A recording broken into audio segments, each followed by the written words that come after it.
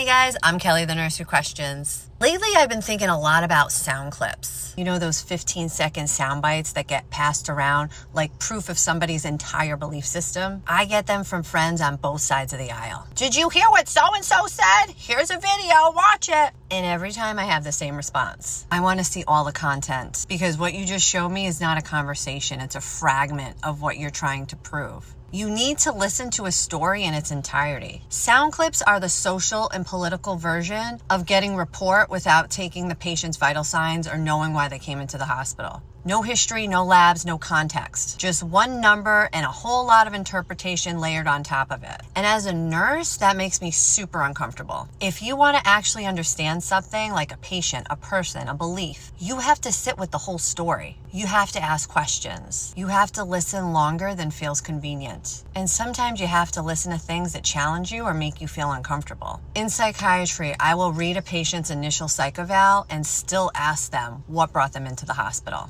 Some will get pissed and look at me and say, well, didn't you read my chart? And I tell them, yeah, but I don't believe that you live in that report. I want to hear it from you.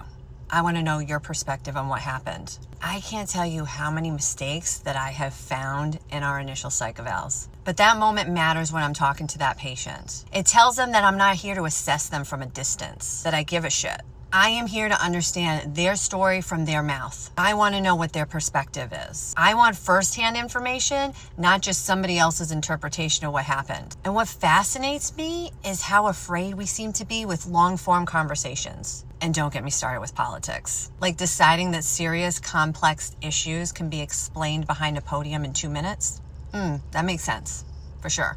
I'll tune into that one. No back and forth, no real dialogue, all scripted. Just carefully rehearsed statements designed not to offend. One wrong word and you're done. You're out of here. If we practice medicine that way, it would be malpractice. Imagine telling a patient you have 2 minutes to explain and don't mess up. Though I have seen some things in my 20 years of working in psych.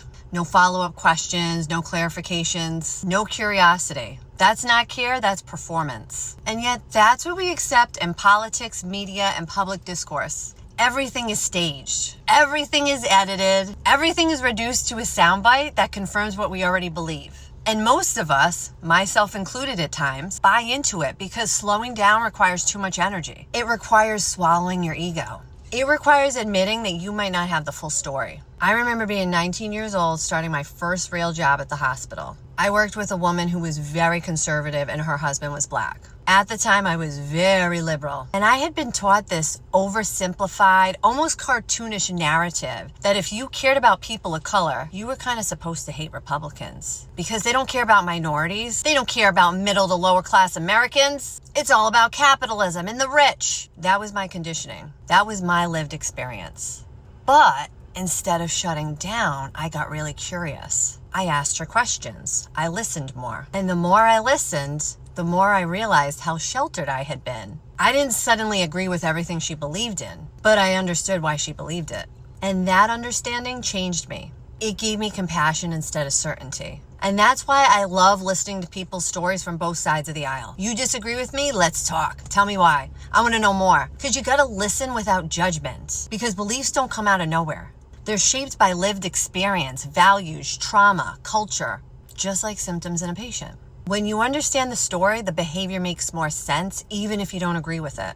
So I guess the point of all of this is awareness, not agreement, awareness. You can be principled and still be curious. You can be opinionated and still be open-minded. Who would have thunk?